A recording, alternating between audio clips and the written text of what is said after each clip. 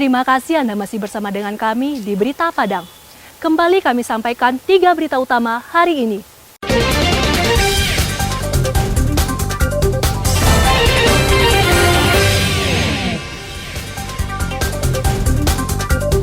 Diduga bakar rumah gadang, polisi gadungan di Payakumbuh ditangkap polisi.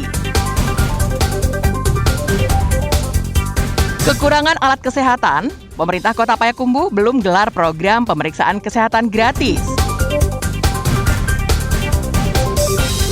Ruas jalan nasional yang menghubungkan Padang Bukit Tinggi terancam longsor, hingga pemerintah Kota Padang digugat warga karena tak menyerahkan sertifikat tanah konsolidasi. Kami sampaikan dalam Padang Sepekan.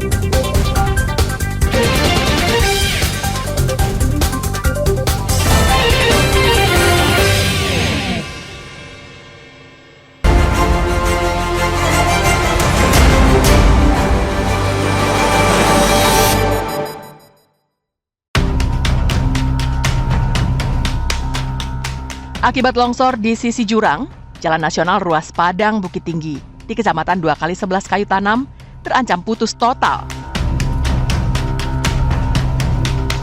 Untuk mengantisipasi melebarnya badan jalan yang longsor, Polres Padang Pariaman melakukan penyempitan ruas jalan nasional untuk laju kendaraan dengan sistem bottleneck atau leher botol dengan memasang pembatas jalan.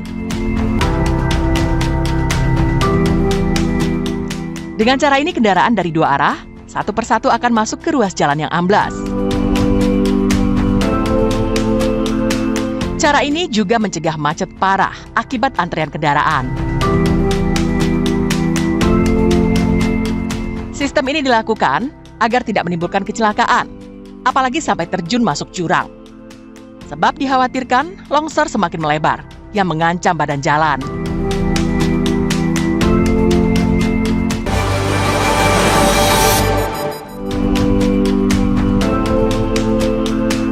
Komisi Pemilihan Umum Padang menetapkan pasangan Fadli Amran Maigus Nasir sebagai wali kota dan wakil wali kota Padang terpilih periode 2025 hingga 2030. Penetapan tersebut dilakukan pada rapat pleno terbuka di Padang.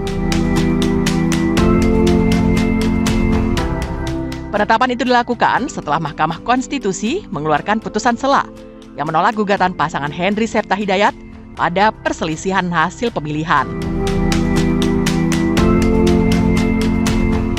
Dengan keluarnya putusan sela dari MK itu, maka sidang tidak lagi dilanjutkan.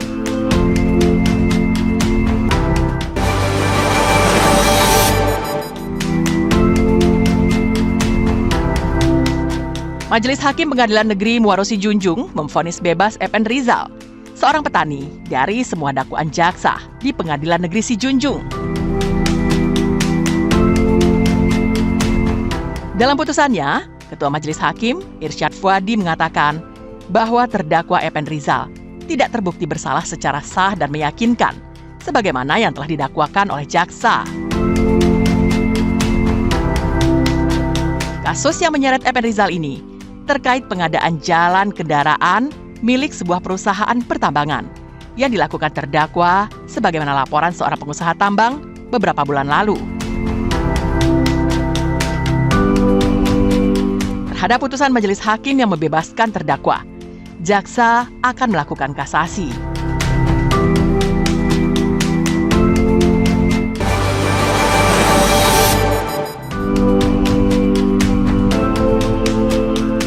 Kasus gagal daftar sekolah untuk masuk perguruan tinggi negeri melalui jalur seleksi nasional berdasarkan prestasi atau SNBP tidak hanya terjadi di beberapa provinsi lain di Indonesia, namun juga terjadi di Sumatera Barat, tepatnya di SMK Negeri 5 Padang.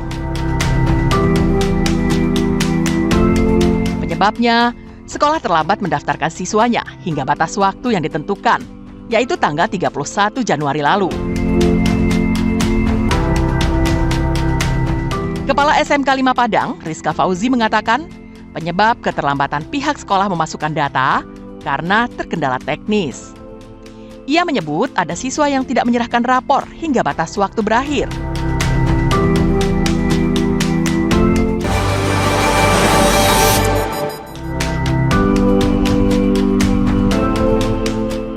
Suku Koto yang berdomisili di Kelurahan Pisang, Kecamatan Pauh, pinggiran Kota Padang, menggugat pemerintah kota dan BPN Padang ke Pengadilan Negeri.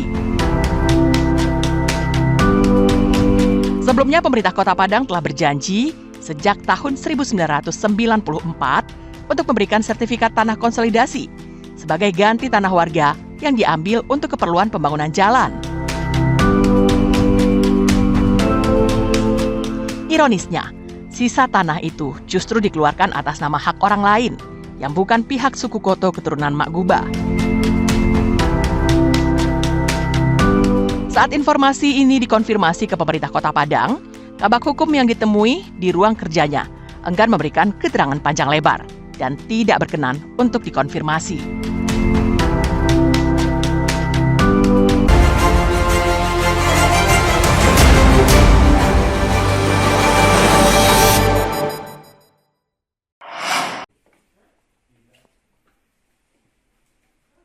Tiga pencuri beraksi di sebuah tambak udang di Sungai Limau, Padang, Pariaman.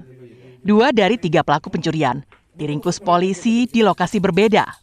Salah seorang pelaku bernama Fadil ditangkap di tempat persembunyiannya, di rumah temannya di Jalan Tuah Karya, Kecamatan Tampan, Pekanbaru. Sedangkan tersangka Nofrizal lebih dulu ditangkap polisi di Padusunan, Kecamatan Pariaman Timur. Saat ini, mereka berdua masih diperiksa polisi secara intensif. Barang bukti yang berhasil disita polisi adalah sebuah sepeda motor, televisi, dan 1 unit becak motor. Menurut keterangan polisi, aksi pencurian ini mereka lakukan karena melihat barang-barang yang ditinggal di gudang oleh pemilik tambak udang yang tidak lagi beroperasi sejak tahun lalu. Setelah menggasak, barang-barang curian itu dijual pada seorang temannya yang lain. Kebetulan tambak ini sudah kurang lebih 1 tahun tidak operasi dan barang-barang seluruhnya tersimpan di gudang dekat. Untuk hasil pencuriannya kemudian jual digunakan untuk kepentingan sehari-harinya. Polisi kini masih memburu seorang pelaku lainnya. Kedua pelaku diancam hukuman penjara maksimal 9 tahun karena dijerat polisi dengan pasal 363 KUHP tentang pencurian dengan pemberatan. Eki Rafki melaporkan dari Pariaman.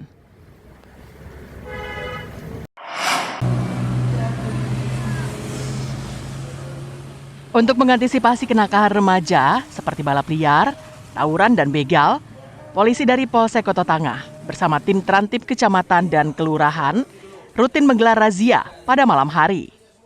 Kali ini sasarannya adalah warung internet yang terletak di Simpang Anak Ayah, Kecamatan Koto Tangah, pinggiran Kota Padang, yang menyediakan layanan permainan daring. Di sini polisi menemukan remaja yang tengah asyik bermain permainan daring. Padahal waktu telah menunjukkan pukul 1 Kamis dini hari. Saat ditanya, beberapa remaja itu masih berusia 15 tahun dan berstatus pelajar. Yang lebih bikin menjengkelkan lagi, sehari sebelumnya telah diingatkan oleh Kapolsek untuk tidak beroperasi sampai lewat tengah malam. Karena masih membandel, petugas kemudian menyita peralatan komputer induk dan membawanya ke kantor Trantip Kecamatan Koto Tangah. Para pengunjung warnet disuruh pulang ke rumah masing-masing. Sedangkan pengelola warnet diperingatkan untuk yang terakhir kali, untuk tidak lagi beroperasi lewat tengah malam. Jika masih melanggar, maka Satpol PP Padang akan menutup operasional warnet itu. Di situ ada yang mengeluarkannya, yang menandatangan, dan ada disebutkan sampai jam berapa boleh. Jadi silakan Bapak punya kewenangan, apakah mau disita malam ini semua, kami akan bantu. Ya, karena ini sudah berlarut, kasihan, rata-rata pelajar. Kamu pelajar? Sudah tidak sekolah lagi? Sudah tamat. Malam tadi malah saya temukan ada yang umur 10 tahun. Jadi saya minta tolong pada kamu yang sebagai penjaga, kamu ikuti aturan. Menurut Kapolsek Koto Tangah, pihaknya melakukan patroli pada malam hari, bertujuan untuk mencegah dan meminimalisir segala bentuk gangguan keamanan dan ketertiban. Robiha melaporkan dari Padang. Pemirsa, sekian perjumpaan kita dalam Berita Padang hari ini. Saya Merlin dan tim redaksi yang bertugas izin pamit undur diri. Terima kasih atas kebersamaan Anda, selamat beraktivitas dan sampai jumpa.